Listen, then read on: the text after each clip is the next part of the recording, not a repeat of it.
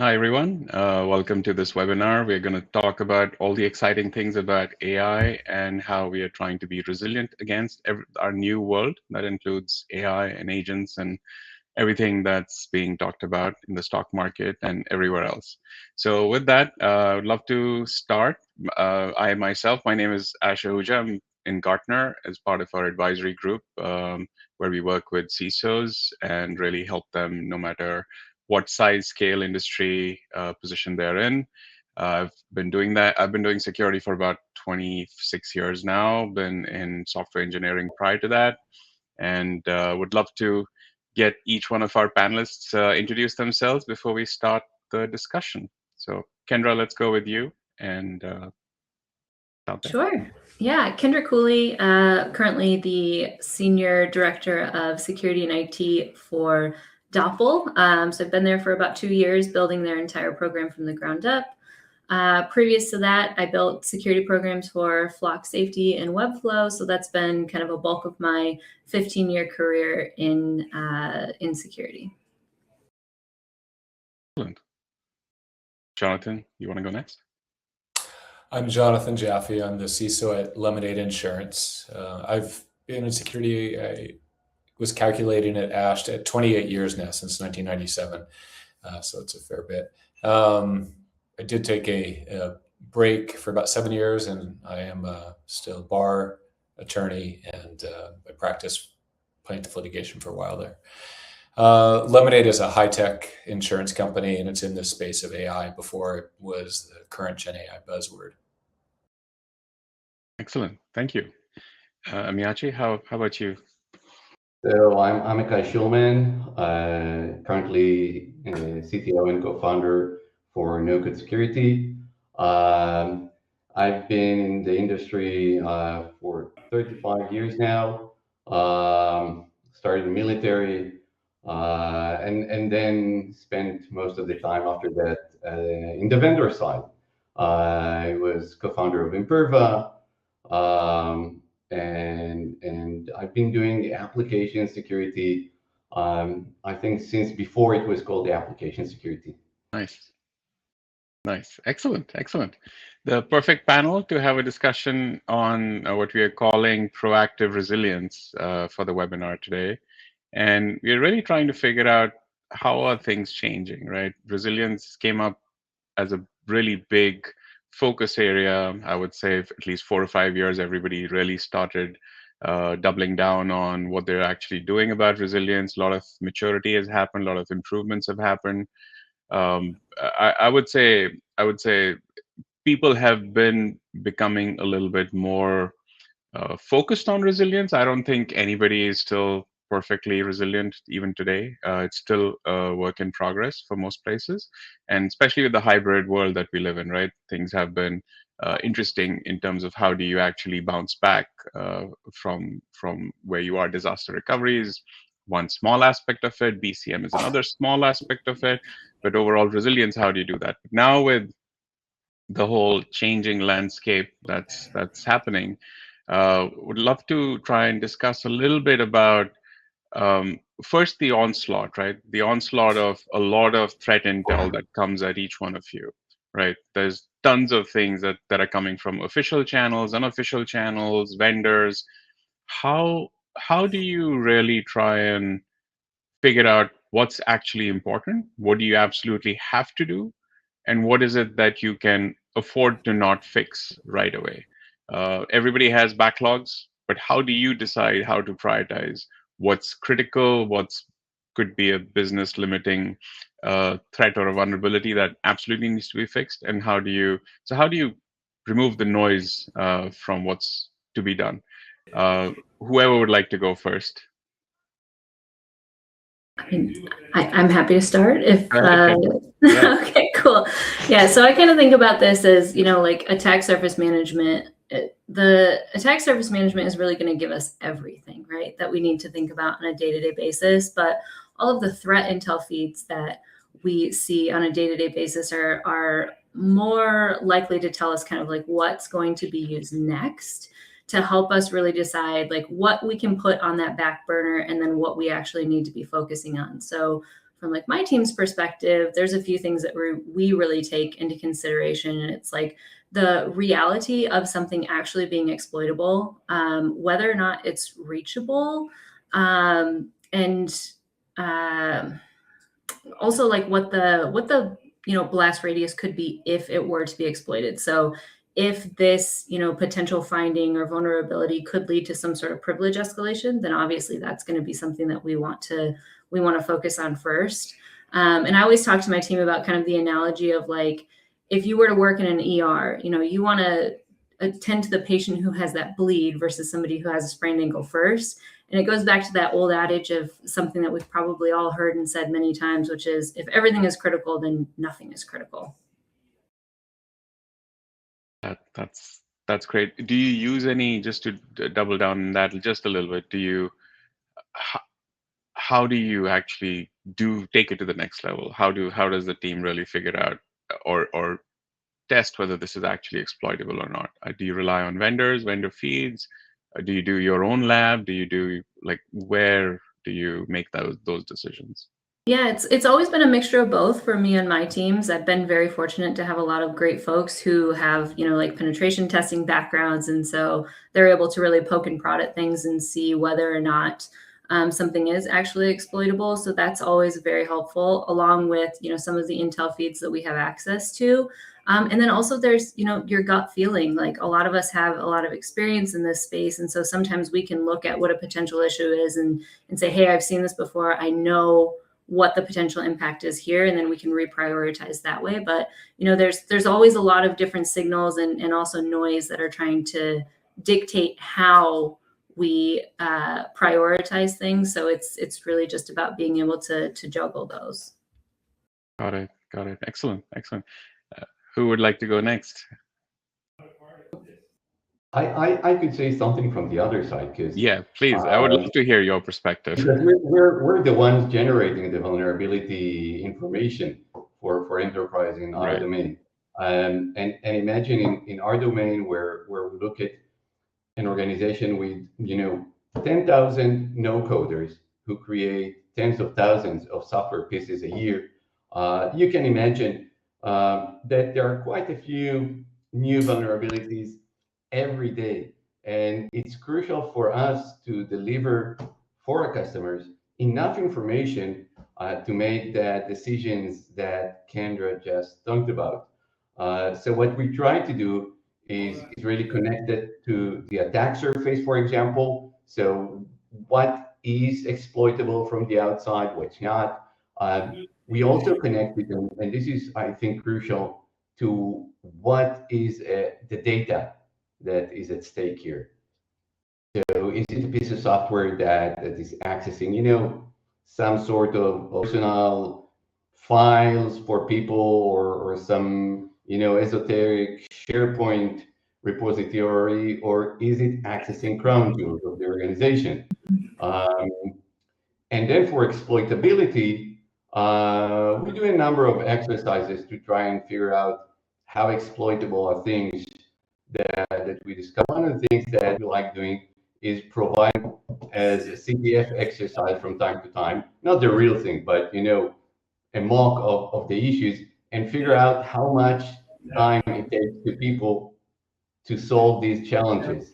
And that gives us a good idea of what is the exploitability of certain issues. Do you find your customers do a lot of the how much of what you send them as those reports that they need to fix based on what's coming up every day is actually being fixed? Well, they usually do the critical and high things. Okay. And then depending on the maturity of the organization, they start figuring out how to deal with the risk. Okay, excellent. Jonathan, your perspective on that? Yeah, Ash. It's not going to be a satisfying answer, but professional intuition is really how I and people on my team make an assessment. So I don't have a checklist. It's a matter of you get information, be it a threat intel or an alert from a service. And you make a professional judgment. And hopefully you've got decent judgment. Mm. There are a lot of factors that I'm sure we intuitively take into that, and Kendra and Amichai have already brought up. I have a different approach in general, though. So besides the professional judgment, we don't spend time analyzing things by hand. Generally, our security team is pretty small. People, everybody's an engineer, and in fact, we build a lot of AI. That, for example, on this topic, we have a collection of agents that read the threat intel like a human would, and talk to other agents that know our systems. We kick off other agents that will actually see, for example, if a CVE has a method that's being in a repo. And so we dismiss the vast majority of what comes in through threat intel because we find it's not even exploitable, much less reachable. These other tools like AI pen testing tools from some of the names that I'm sure people on this call have heard before, to try and actually do real good testing, not penetration testing, but real testing. So our approach is different. Got it. Excellent, excellent. In fact, what I find also from speaking with some of my clients is they find that a lot of the teams today, they do a good job of knowing where the vulnerabilities are and trying to see what needs to be fixed there. But also some of my larger clients have seen that things that are automatically being blocked by the different controls you may have are ignored. To say, oh yeah, we stopped those, not a problem. But some of my clients are starting to say, oh, okay, yeah, we stopped that today because it was detectable, but we know that they're trying to hit these systems again and again, and they're going to start using AI and agents and more tools to try and keep going after them. How are we trying to really dig into that and see, are we prepared for how this is going to be improved going forward? The actual attack vectors. So it's interesting. I think it's I think your point about it not being a good answer is absolutely perfect because it's going to be pretty evolving as time goes by. So would love to talk a little bit about now the whole rise of vibe coding, and I think we have the perfect panelists here. Kendra and Jonathan, do you guys have a lot of vibe coding going on in your environments as well? Okay. Oh yes. So, okay. Excellent. So what might be really good to talk about is how are you changing your approaches when it comes to securing vibe coding, low coding that's going on? And as you see, even regular engineers, and I mean, okay, in your environment, even regular software engineers would be using a lot of these coding agents, a lot of coding tools to do what they did previously. So the world has changed quite a bit. How would you change your approach has changed to not only enable people to do more vibe coding and use these technologies, but actually get ahead of the risk that it brings as well? Jonathan, let's start with you. I'm struggling with this a lot right now. It's a real big issue because we do want to enable the business, or we don't want to get in the way. And at the same time, it's like giving a 737 that's got autopilot to a 4-year-old who thinks that he can land it on his own and doesn't understand that the autopilot stops at about the point where you land. So I want to let people fly, but it scares me. So the way we're approaching it right now is multi-layered, like we always do in security. In Cursor, for example, one of the IDs we use, we have standardized security system prompts that we push down to everyone's environment. We have a couple of startups, Israeli startups here in Israel, that give us some tools that are on the laptop that do things like put controls around MCP servers that get installed in the IDEs. So we use an MCP gateway or proxy. Mm-hmm. We have other tools that try to block the use of illegitimate or non-sanctioned services. So if we don't allow Cursor or we decide not to allow Windsurf or something, we'll block those from either communicating or deploying. But I'm struggling with it. I'm trying to keep up with all of these kids in the kindergarten running out, having a great time, but me not wanting them to get hit by cars. Are you also looking at API security and the API proliferation within the enterprise, or it's not that big a problem given you are fairly newer entity? No, we have API security relatively under control. We've been working on that for a few years. We've got some great tools and great processes. So that's it's a concern, but it's on a scale of 1 to 5 for us. Now it's a 2 to a 3, no longer a 4. Got it. That's interesting. Kendra, how about you? So as a former teenager and a mother, I can tell you that bans only cause people to get a little bit more creative on how they do things, right? So the proactive move here, I think, is thinking in terms of guardrails. And I think Jonathan touched on a lot of those in his response there. But the way that we're kind of approaching this, at least from Doppel's perspective, is that we want to encourage people to have that safe space for experimentation and growth, but make sure that they're operating within parameters that we set forth. So, I mean, I would echo everything that Jonathan said and just say that bans definitely create darkness in your environment, and you have to be careful because people will find ways around them. Interesting. I want to hear a different perspective from you, Miyake. Yeah, I think that you're thinking of this in terms of the old software development problem. And the reality is that vibe coding is just a small piece of it. And you can add to that, and you talked about low code, but there's no code platforms, which by the way, we all have them today. So Salesforce, ServiceNow, Power Platform, these are all super embedded within the large organizations. Everyone uses them. And these platforms now allow everyone to be an application developer. And it doesn't matter if we actually called it an application or experience or an agent or an automation or whatever. These are enterprise applications that are now created not by a software engineering group that hopefully is made out of professionals who hopefully went through some training and are part of a secure software development process, but by thousands of business users with lots of goodwill, but very little security training and very little software building skills.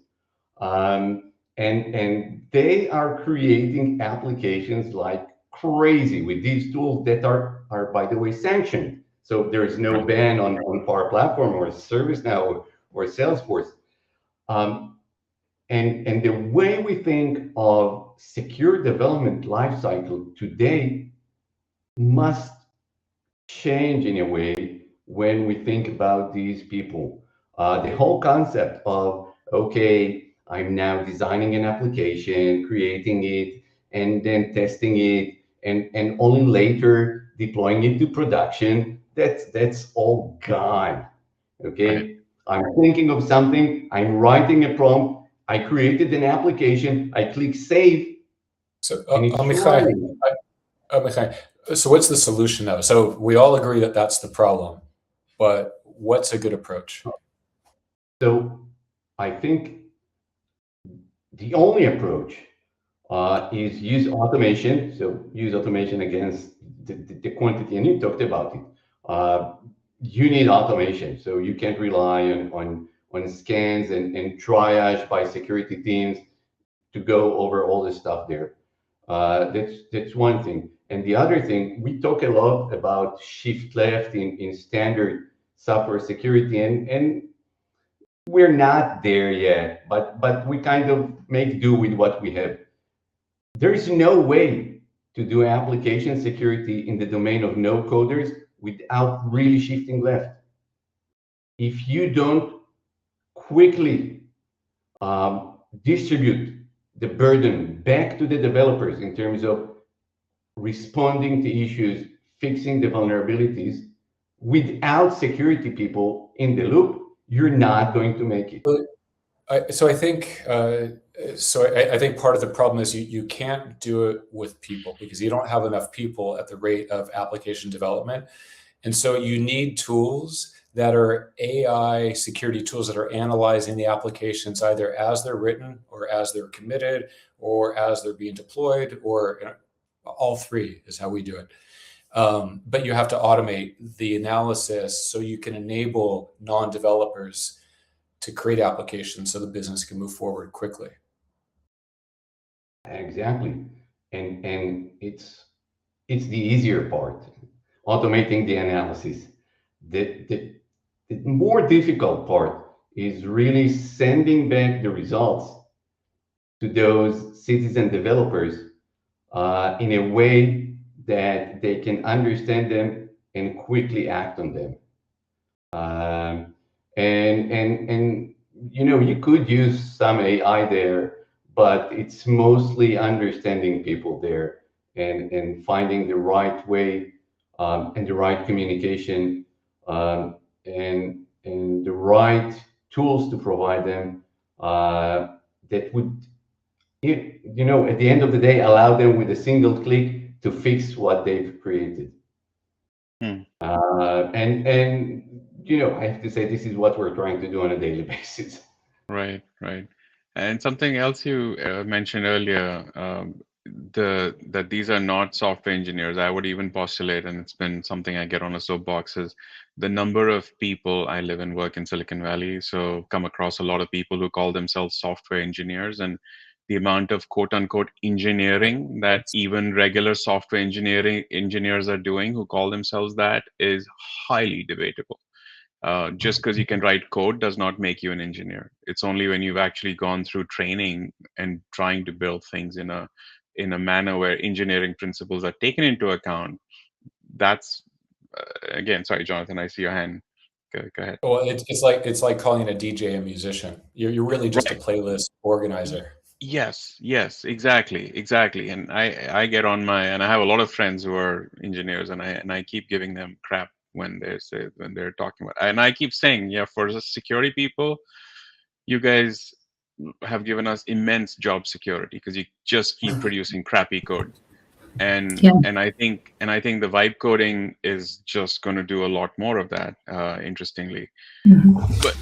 But so let's say switching to like incident response. Let's say you have vibe coded apps that are in the enterprise that are running critical business transactions, doing things, and now you add the whole agentic piece on top of that as well, right? You have agents working as teams and swarms and whatever the new buzzword is to get things done.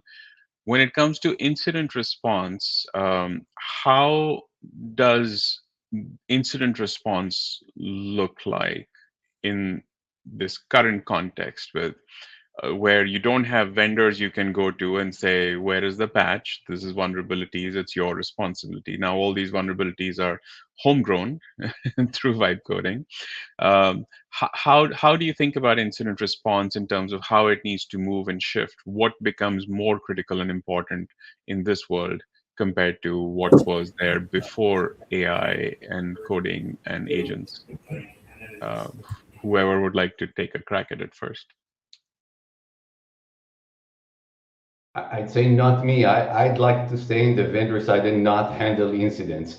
But the reality, one of the things, think of incident response, and really it scares the hell out of me.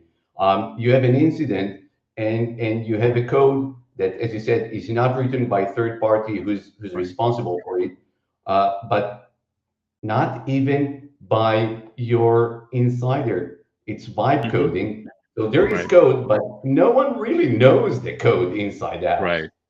Right. I don't know what to do.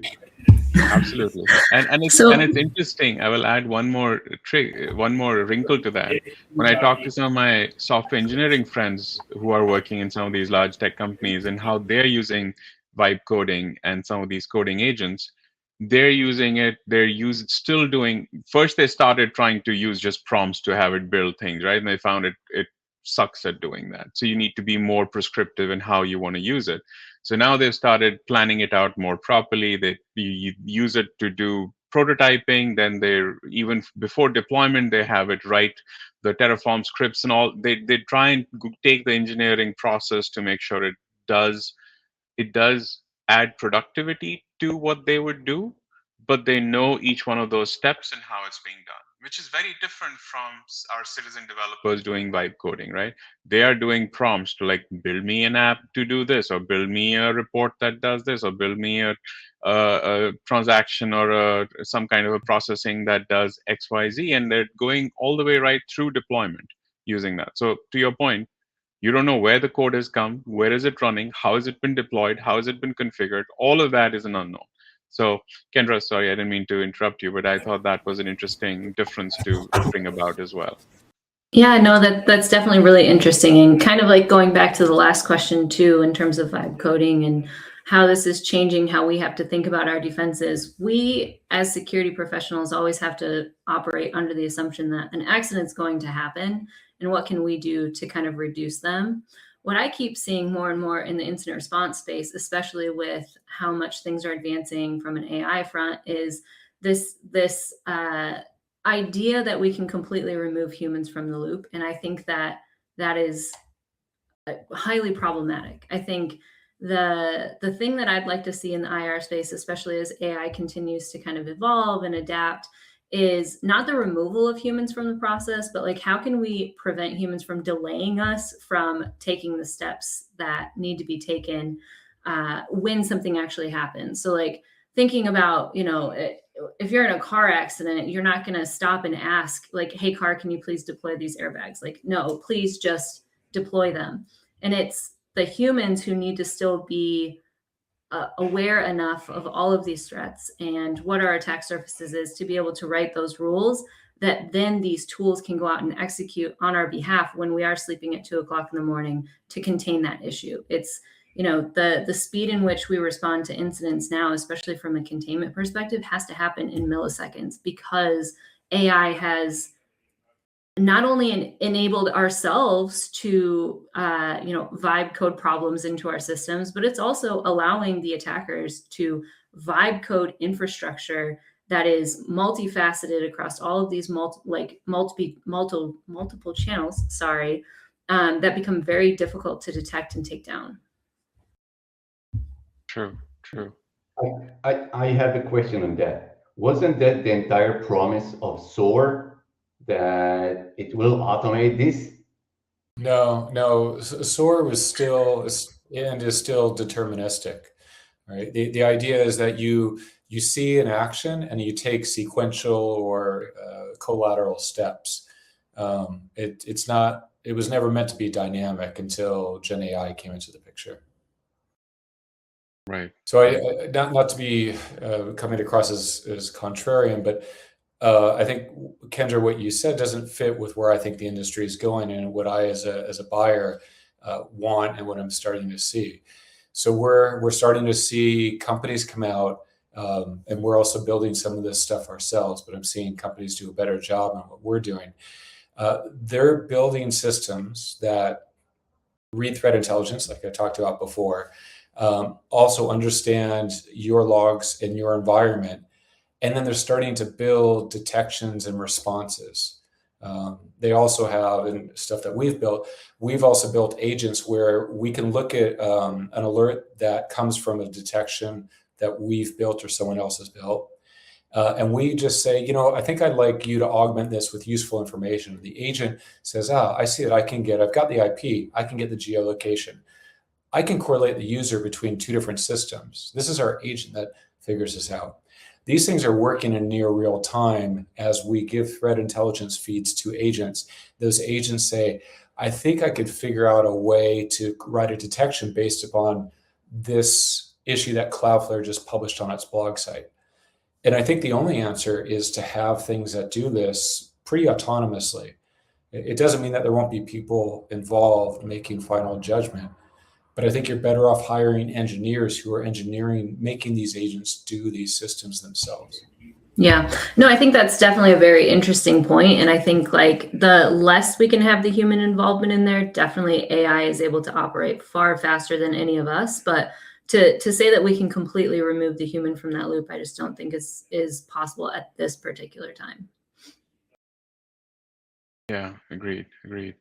From a, and also I think part of me thinks, Jonathan, to your point, it's one thing to look at threat feeds and have agents that are looking at logs and doing that correlation. I think there's also a space. I'm not covering this space or familiar with the space as much, but I think there's a huge opportunity for as vibe coding is going on and as code is being generated and deployed using whatever 2 or 3 approved platforms the enterprise has chosen.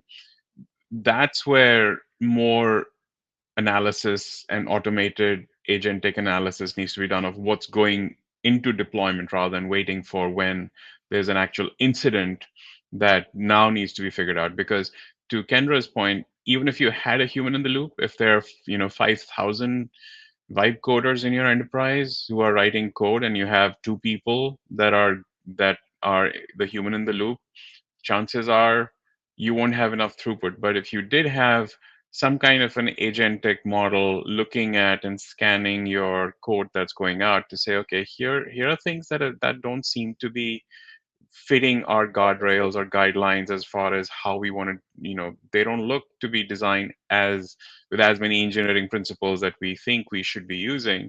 So here's what we need to keep an eye on. Here is where the humans might get more things going on.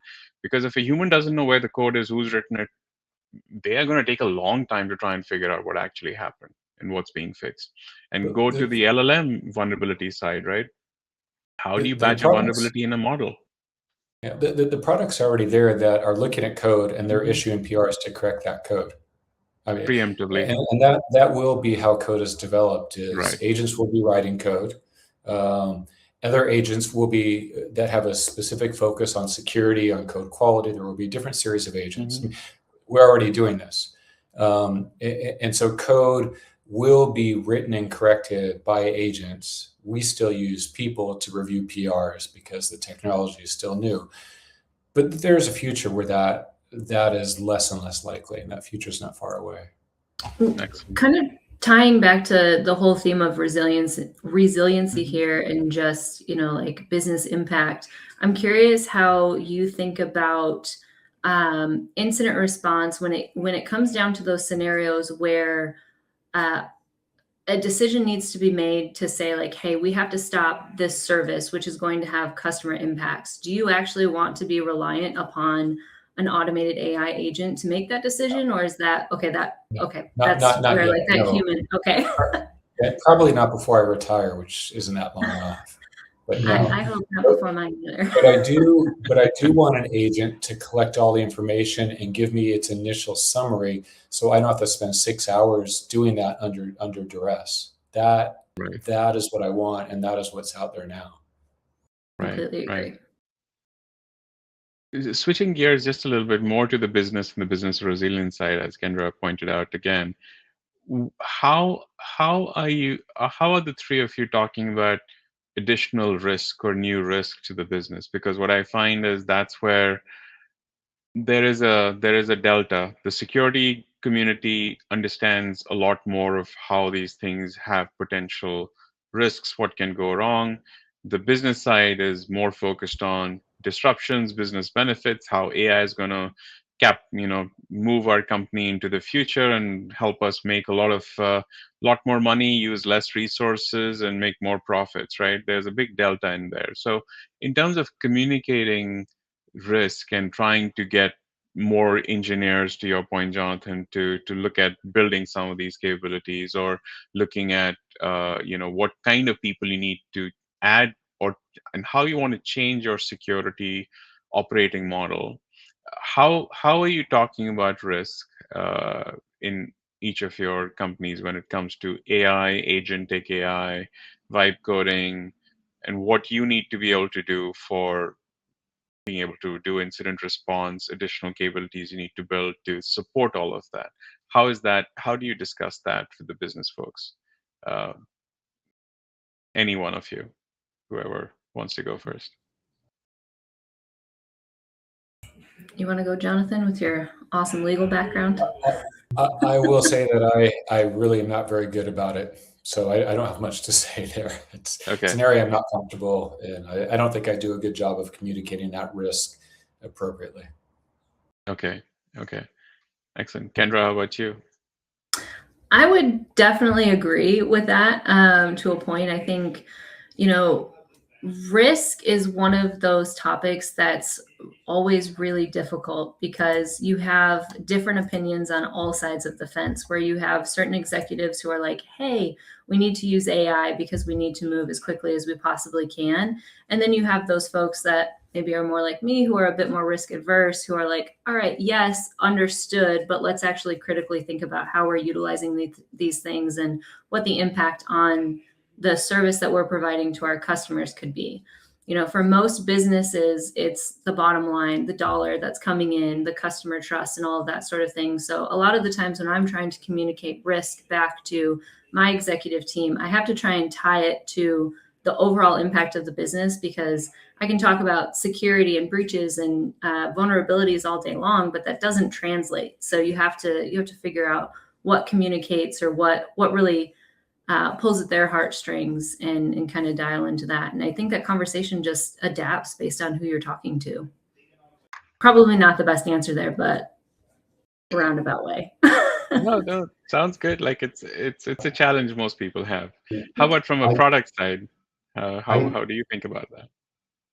So I have to go back to the days where I was on the CISO side in the military. The one thing I learned there is that business would always, go first and ask for permission and security after that. When you see that happening in the military, you understand that when you go out to commercial world, that's the way they work. I think we need to kind of look back at cloud. When companies started realizing the potential of cloud, they didn't care about security for a second. They were just rushing into the cloud, and the right response from security team was okay. And I see Jonathan doing that over and over again. It's like, okay, you go there, and we need to start building the frameworks and tools around it as fast as we can. And you as the organization need to pay some insurance fees, going back to Jonathan's business, when you do that, because you know things would go wrong. You want to try and reduce that, and you pay your fees to vendors, security vendors, security people, and then tying it back to what we started from. Even with that, things would go wrong, and you need to be resilient. So you need to know how to bounce back, and that's not just technically, because breaches will happen, and you will need to communicate them externally somehow, and you want to be able to do that in a way that is good for the business. And you want to be able to contain that as fast as you can, and you want to be able to bounce back technically.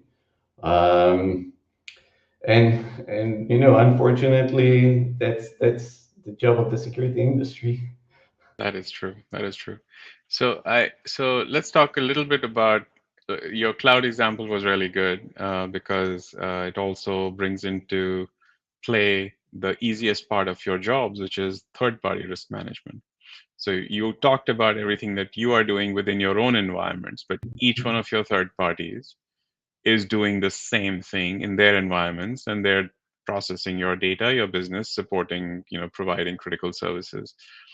How has that changed with the current, influx of AI agentic? What are you doing there to try and understand and manage third-party risk a little bit? Because you may have certain guardrails, guidelines. This is exactly how we do Gen AI, vibe coding, agentic development, but it's the wild west out there, right? You don't know what companies are doing. So how do you think about that differently now, and also the geopolitical aspect of it, right? There's so much of sovereign AI, sovereign, requirements. Some countries have guardrails, some countries have none. I don't know how effective those are, to be honest, right now, but at least where they're going. How do you think about that overall third-party supply chain risk piece today? Is anyone sleeping at night anymore? Thinking about this. So, it's definitely, I mean, third-party risk management has always been a big topic of concern. And obviously with the additions of all the AI components to various tools, and heck, some of your more critical SaaS vendors who will turn on AI components and not even really give Right. you that information. But our third-party risk management process and what we think about when bringing on new vendors now has changed a lot from can they be breached to, like, if they're using AI tools, where does that data live? Like, what models is it training? What are they retaining? And so it's opened up a lot of new areas of exploration. And I'll be honest, like I'm definitely not great at this yet. And I think there's still a lot to learn, but I think that as much as AI has been around for a long time, it has kind of hit us all like a big truck, and we're all just kind of trying to play catch up right now, especially when it comes to third-party risk. I'd like As a to third party. I'd like to challenge that, Kendra. Okay. Go ahead. I think biggest third-party risk still, even before talking about what models they train your data with, is do they apply any access control to the S3 bucket that they use to store your data? Let's get that solved first. Sure, foundationals for sure. And again, not saying that like can they be breached is not a topic of concern, but I think like we used to be a little bit more focused on those more technical controls that maybe a SOC 2 report or an ISO report could put our minds at ease a little bit, and now we've just kind of opened up our perspective on things that we want to check for. So I don't disagree. Jonathan, what's your take on that, as we have last few minutes? You're on mute, Jonathan.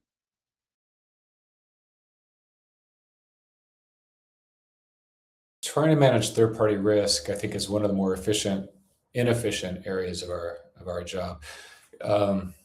You're not really, even if you knew the actual risk of one of your vendors, like if you could spend the time to get a true picture of risk and then make a business decision about how much of that you're willing to take on versus how much you're willing to just purchase some insurance to protect yourself against, you're going to have a few thousand vendors. It's not scalable. It would be a huge waste of money. So we all rely upon these proxies, and we do it primarily because we have to, except for the few vendors that really matter. Like if you have a vendor that holds, an external database vendor, like say Snowflake, then you're going to be more concerned about it. But if it's a janitorial service, you're just not going to put the effort into it. And we all pretend that we do, but the reality is we can't do it well, so we don't. So I think short of everybody putting their CSPM scores publicly, at least available for their parties, which I think would be a great idea. You take a certain set of risk dashboards and everybody shares them amongst their vendors, so you can really see that. That would be great. That's not going to happen. You take out insurance. And that is how we hedge against third-party risk. When I say we, I don't mean, I mean all industry. Not everybody will admit it, but nobody is doing nobody goes in and does an audit better than the SOC auditor that comes in, which is already mediocre to begin with. Right. Those things can always be gamed. Companies who don't have a lot of integrity will game them. And the auditors tend to be non-technical anyway. So insurance is how I think most companies deal with it. So, no, agreed. So if you didn't want to end this on a downer, what would what would you say is the most positive aspect of this new world that you guys are excited about from a cybersecurity perspective? Like all the new cool things that you can do within the security program itself to make it more mature, stronger. Like Jonathan, you mentioned a lot of the automated agentic, capabilities to review vulnerabilities, logs, code, things like that. What else comes to mind? Kendra, what makes you sleep a little bit better at night because you have new things that are doing magical stuff for you? Yeah, honestly, I think one of the things that keeps me excited about the industry is the rate at which we keep seeing new solutions kind of being brought forward and new problems that need to be solved. On the flip side of that, however, it's creating a lot of new noise and a lot of things that we have to kind of fight through to figure out what matters and what deserves our attention. And I think that's also where those AI, models and things are really going to help us to kind of keep up with this. So it's kind of like AI versus AI right now, which I think is really exciting. Fascinating you said that. I just heard the other day from somebody, not Gartner, somebody outside who was tracking the security industry vendor landscape in terms of totals. They said when the first security conference happened, like in the late 1989, 1990 timeframe, there were 30 security vendors total. Today, there are 4,000 security vendors and 12,000 products in the market. And 2,000 of And those just started this year, and exactly. 2,000 will die next year. Yeah. Exactly. And the other problem is so many of them start without knowing that there are 15 others that tried to do the same thing, just started, failed, could not find a market fit, but still it's a good idea. So you're the 21st one with the same idea. But great point, Kendra. Jonathan, how about you? What makes you happy about today's world? Well, I enjoy technology, and AI technology has been great. There are really great AI security companies out there, and I get to play with a lot of that technology. So I really enjoy it. And I also am optimistic. Problems have to be solved. If you're in a free market, they're going to be solved. People will come in and address a need if there's money to be made. So yes, we will see attacks, successful ones. They will make the headlines. And then we will see some really great companies come out who will prevent those attacks. And that's just the world we live in a free market. And I think that's exciting. Excellent. Amikai, how about you from a vendor perspective? Like what's the happy sign besides new AI based I have to products? say, from a vendor perspective, we're heavy users of this sort of cursor Right. and agentic ourselves. Drives our coding and research much faster. The whole, I have to say, AI security frenzy make organization pour a lot of money into this new domain. On the flip side, we go into an AI security project in a company, and they're saying we're evaluating 17 more vendors. That's Right. and reality is that every one of these vendors is solving a somewhat different problem in this Right. workspace. But right now there's a lot of confusion around that, and they're all just put into the same bucket of you're doing AI security, let's test you. And Right. No, that's a good problem and a bad problem at the same time. So a lot of innovation and a lot of competition. So thank you all. This was really good discussion. Good not everything is solved. There's bright lights. I didn't want to end on a downer, so thank you for the bright spots. And great speaking with all of you, and hope to speak with you again soon. Ash, everyone. Kendra, Amitai. Thanks, everyone. Yeah. Yes, thank you. Thank you. Thanks, guys.